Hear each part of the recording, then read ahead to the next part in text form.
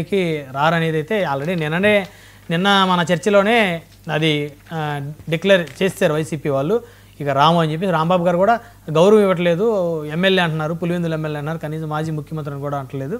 So already వాళ్ళు హేళన చేయాలి, టైం ఇవ్వకుండా ఉండాలని చెప్పేసి డిసైడ్ అయ్యారు. కాబట్టి సో అసెంబ్లీకి రాము, ప్రజా సమస్యల మీద మేము పోరాటం చేస్తామని. సో మొత్తానికి ప్రైవేటీకరణ అంటే మెడికల్ కాలేజీల ప్రైవేటీకరణ మీద ఈరోజు రాష్ట్ర వ్యాప్తంగా వైఎస్ఆర్సీపీ దాదాపుగా 90% నియోజకవర్గాల్లో ఇన్ఛార్జీలు, జిల్లా అధ్యక్షులు, ఎమ్మెల్యేలు, మాజీ మంత్రులు కూడా నిరసన కార్యక్రమాలు చేపట్టారు. సో మీరు నిరసన కార్యక్రమాలు చేపట్టడం వల్ల ప్రైవేటీకరణ ఆగుతుందా? మొదటిగా ప్యానల్లో ఉన్న సభ్యులకి, 99 వీక్షకులకి మీకు శుభ సాయంకాలం.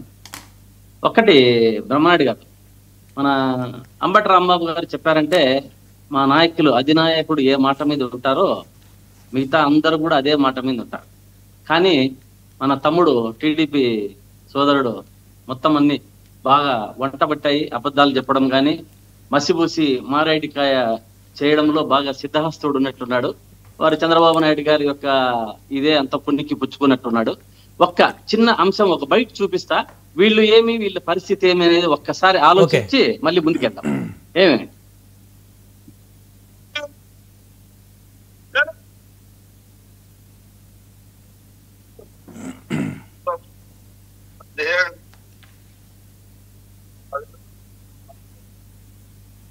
వినిపించట్లేదు శ్రీకాంత్ గారు. మదనపల్లి మెడికల్ కాలేజ్ ఒకటి, మెడికల్ కాలేజ్ తెచ్చిన ప్రభుత్వం తెలుగుదేశం ప్రభుత్వం.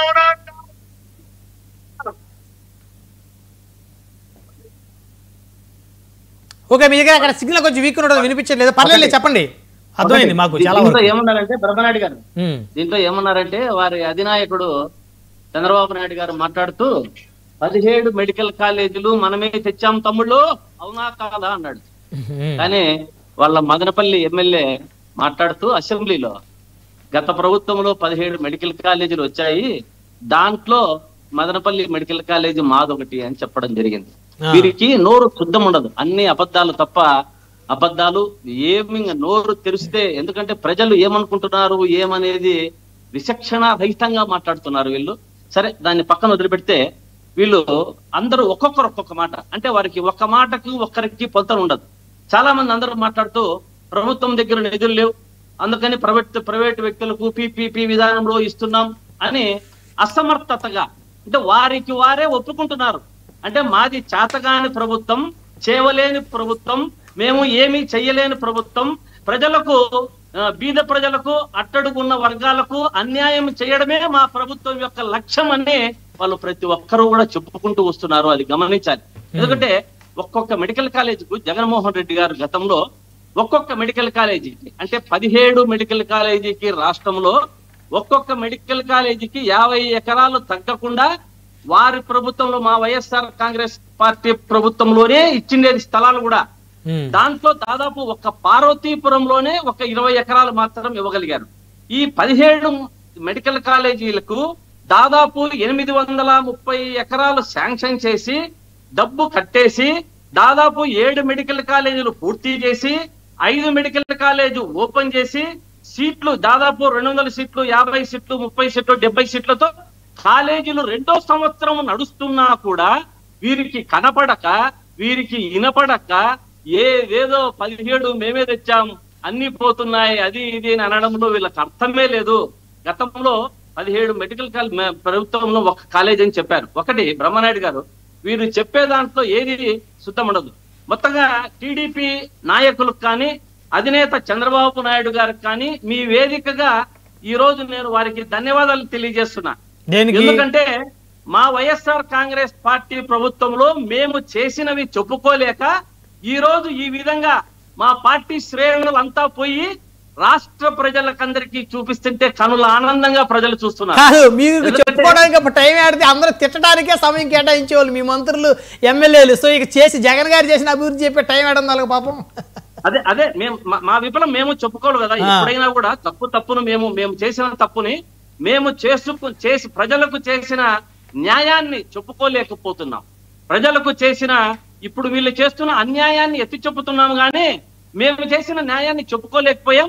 అది బికాజ్ ఆఫ్ టీడీపీ కూటమి ప్రభుత్వం ద్వారా మాకు ఆ యొక్క అవకాశాన్ని వారు కల్పించారు. ఈ కూటమి నాయకులు వారికి ప్రత్యేకంగా వారికి మరి ఒక్కసారి ధన్యవాదాలు తెలియజేస్తున్నాం. అదేవిధంగా మనకు దీనివల్ల ఏమైపోతుందంటే రాష్ట్రంలో బడుగు బలహీన వర్గాలకి చెందిన వారికి ప్రతి ఒక్కరికి అన్యాయం.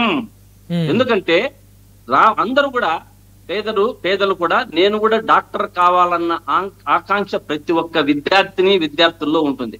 ఈ అవకాశము జగన్మోహన్ రెడ్డి గారు అందరూ చదవాలని చెప్పే పేద ప్రజలకు న్యాయం జరగాలని చెప్పి ఈ యొక్క అవకాశాన్ని అందరికీ ఇద్దామని ఈ యొక్క మెడికల్ కాలేజీలు ఎప్పుడు గతంలో వీళ్ళ 40 ఏళ్ళ ఇండస్ట్రీ అండి, వీళ్ళ యోగ్యతకు ఒక్క కాలేజీ చెప్పినారా చెప్పమనండి, ఫలానా మెడికల్ కాలేజీ మేము చెప్పినామని చూపించమనండి చాలు, చెప్పమనండి చాలు, చూపించే పని కూడా లేదు. కాబట్టి ఇటువంటి వారిని పెద్దగా మనం పట్టించుకోవాలి. మీరు మెడికల్ కాలేజీలు తెచ్చారు, వాళ్ళు సాఫ్ట్వేర్ కంపెనీలు తెచ్చారులేండి, అందరు కలిసి చేశారు. రాష్ట్రానికి ఏదైనా రాష్ట్రానికి చేసిందే కాదు. బ్రహ్మనాయుడు గారు ఇంకా చెప్పుకుంటా పోతే ఇంకా అవన్నీ చూపించి వస్తుంది బిట్లో. చంద్రబాబు నాయుడు గారు లేనివి ఉన్నవి నేనే సృష్టించిన, సెల్ ఫోన్ నేనే, గడియారం నేనే, ఇంకా మొత్తం అన్ని ఆయన ఏమేమి కనిపెట్టాడో ఇంకా అవన్నీ మనం చెప్పాల్సిన పని లేదు. అవి ఇప్పుడు సమయము సందర్భం కాదు. ఏమేమి ఎప్పుడెప్పుడు కనిపెట్టారు అనేది చంద్రబాబు నాయుడు ఇప్పుడు ఒకటి ఇందాక విజయ్ కిరణ్ గారు చెప్తున్నారు కదా, అసలు మెడికల్ కాలేజీలు ప్రైవేటీకరణ అనేటువంటిది ఎవరన్నారు అని అడుగుతా ఉన్నారు. ఆయన ఇప్పుడు విజయ్ కిరణ్ గారు చెప్పినట్లు ఏముందంటే ఆయన దాంట్లో నాకు అర్థమైనది ఏమంటే మాకింకా సయోధ్య కుదరలేదు, ఎవరికి ఎంత చేయాలనేది లావాదేవీలు కుదరలేదు, అవి కుదిరినాక మేము చెబుతాము అన్నట్లుంది. అబ్బాయి మన విజయ్ కిరణ్ పర్సెంటేజీలు కానీ ఇవన్నీ కూడా ఇంకా కుదరలేదు, అవి కుదిరినాక వాళ్ళు ఎలా ఇయ్యాలో ఎట్లా ఇయ్యాలో అని నిదానంగా విజయ్ కిరణ్ నిర్ణయిస్తాడో వాళ్ళ అధినాయకుడు నిర్ణయిస్తాడో తెలుస్తుంది. ఇంకొకటి లెక్కలు కుదరలేదంటారా? లెక్కలు కుదరలేదంటారా ఏంటి? లెక్కలు కుదరలేదు, అదే చెప్తున్నా, లెక్కలు కుదరలేదు. ఆ లెక్కలు కుదిరినాక వాళ్ళు ఇస్తారు. 50% కేటాయించారు కదా, మరి దేనికోసం? ఈ రోజు ఈ కార్యక్రమం చేపట్టాము. మెడికల్ కాలేజీ మీరు చెప్పారు, ఏది మీరు చేయలేదు, అంతా మేమే చేశామని చంద్రబాబు నాయుడు గారు చెప్పారు. లేదు మేము చేశామని చెప్పి రాష్ట్ర వ్యాప్తంగా ఉన్న మా శ్రేణులు వైఎస్ఆర్సీపీ మన కాంగ్రెస్ అధినేత జగన్మోహన్ రెడ్డి మేరకు ప్రతి ఒక్క నాయకులు అందరూ కదిలారు. దీంట్లో ఇంకొక ముఖ్య విశేషం ఏమంటే మెడికోలు విద్యార్థులు కూడా స్వచ్ఛందంగా పాల్గొన్నారు. అది దీంట్లో విశేషం చెప్పారు. మెడికోలు బ్రహ్మనాయుడు గారు మెడికోలు విద్యార్థులు కూడా స్వచ్ఛందంగా పాల్గొన్నారు. వీరికి ఎందుకండి ఇంత ఉలుకు? విజయనగరంలో పోలీసులు అడ్డుకునే ప్రయత్నం ఎందుకు? మీరు చూపిస్తుంటే మీరు ఎందుకు ఊరికే చూడొచ్చు కదా. మీరు లేదన్నారు, మేము చూపిస్తున్నాము, మీకెందుకు అంత బాధ? తూర్పుగోదావరి జిల్లాలో మన రాజమండ్రిలో ఎంపీ గారి భరత్ ఆధ్వర్యంలో పోతుంటే కార్యకర్తలను పోలీసులు ఆపారు. ఇంత బాధ? మేము చూపిస్తున్నది, మేము చేసినది చెప్పుకునే దాంట్లోనే కదా.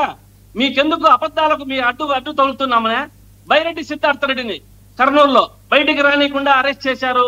ఇక్కడ విషయం అంతా ఇది ఏమైందంటే ఇది చంద్రబాబు నాయుడు గారు మాకంతా కూడా ఈ యొక్క అవకాశాన్ని కల్పించారు. ఇంతమంది అరెస్టులు ఎందుకు చేయాలి అని అడుగుతున్నా. మీరు అడ్డుకునే పోలీసులతో అడ్డుకునే ప్రయత్నం ఎందుకు చేశారు? మీరు ఏమడిగారు? మీరు చెప్పిన అబద్ధాలని ఉండండి. మీరు చెప్పిన అబద్ధాలని మేము మా ప్రజల ద్వారా, నాయకుల ద్వారా, విద్యార్థుల ద్వారా, మెడికోల ద్వారా దాన్ని చేసి చూపించారు అని చెప్పుతుంటే మీకెందుకు అంత ఉలుకు? శ్రీకాంత్ గారు మాట్లాడుతున్నారు, మిగతా ఇద్దరు సభ్యులు ఉన్నారు, వాళ్ళు కూడా మాట్లాడాలి. మనతో మెరుపుల మహేష్ గారు ఉన్నారు, జనసేన పార్టీ నుంచి రాష్ట్ర అధికార ప్రతినిధి. మెరుపుల మహేష్ గారు గుడ్ ఈవినింగ్ అండి. అడ్డుకునే ప్రయత్నం ఎందుకు చేశారు? అడుగుదాం చెప్పమని చెప్పండి. ఏం చెప్తున్నా? మెరుపుల మహేష్ గారు, మెడికల్ కాలేజీల ప్రైవేటీకరణ తప్పు, పేద మధ్య తరగతి విద్యార్థులకి డాక్టర్ కావాలనేటువంటి ఆశయం ఉన్నటువంటి పేద మధ్యతరగతి కుటుంబాల పిల్లలందరికీ కూడా భవిష్యత్తులో ఇదొక ప్రమాదంగా మారుతుంది. సో కాబట్టి రాష్ట్ర వ్యాప్తంగా వైఎస్ఆర్సీపీ మెడికల్ కాలేజీల ప్రైవేటీకరణ మీద నిరసన తెలియజేస్తూ ఉంటే పోలీసుల్ని ఎక్కడికెక్కడ మోహరించి ఆయా పార్టీకి సంబంధించినటువంటి నాయకుల్ని అడ్డుకొని హౌస్ అరెస్టులు చేయటం ఎంతవరకు కరెక్ట్ అని చెప్పేసి వైఎస్ఆర్సీపీ ప్రశ్నిస్తూ ఉంది. సో ఎందుకు అట్లా ప్రైవేటీకరణ చేయాలనే ఆలోచన ఏంటి? ప్రభుత్వం నడపలేక